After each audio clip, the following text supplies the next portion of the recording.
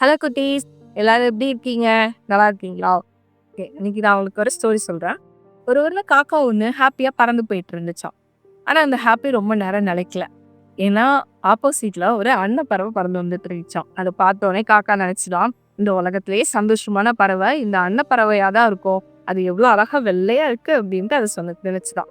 உடனே சரி நம்ம போய் பேசலான்ட்டு அந்த அன்னப்பறவைகிட்ட போய் காக்கா சொன்னுச்சாம், இந்த உலகத்திலேயே நீதான் சந்தோஷமான பறவை, ரொம்ப வெள்ளை வெள்ளையா அழகா இருக்கு அப்படின்ட்டு சொன்னுச்சாம். அதுக்கு அந்த அன்னப்பறவை சொன்னுச்சாம், நான் என்ன அழகு, அந்த கிளியை பாரு, 2 கலர்ல பச்சை கலர் உடம்பு, சிவப்பு கலர் மூக்குன்னு ரொம்ப அழகான பறவை அதுதான். அதுதான் சந்தோஷமான பறவையா இருக்கும் அப்படின்ட்டு அதுக்கு அன்னப்பறவை சொன்னுச்சாம்.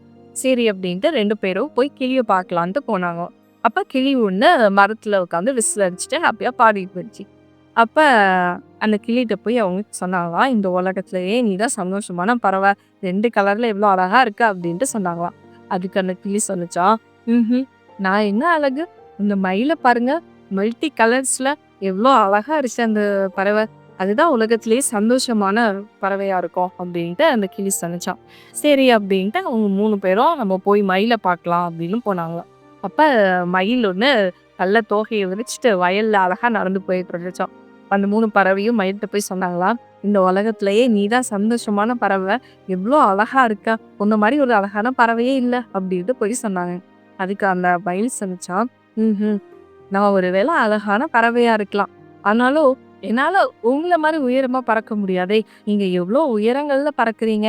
உங்க ஃப்ரெண்ட்ஸோட ஹாப்பியா நீங்க கூட்டமா பறக்குறீங்க.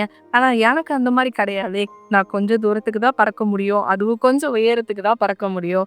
உங்கள மாரி என்னால உயரமா பறக்க முடியாதுன்ட்டு சொன்னுச்சாம். அதுக்கு அப்புறம் தான் அந்த 3 பறவையும் யோசிச்சு சொன்னுச்சாம். ஓகே, காட் நமக்கு குடுத்திருக்கிற பிளெஸிங்ஸ்ல நம்ம ஹாப்பியா இருக்கணும். நம்ம லைஃப்ல நம்ம ஹாப்பியா இருக்கணும் அப்படின்ட்டு அவங்க நினைச்சுட்டு ஓகேன்னு சொல்லிட்டு திரும்பி போனாங்களாம்.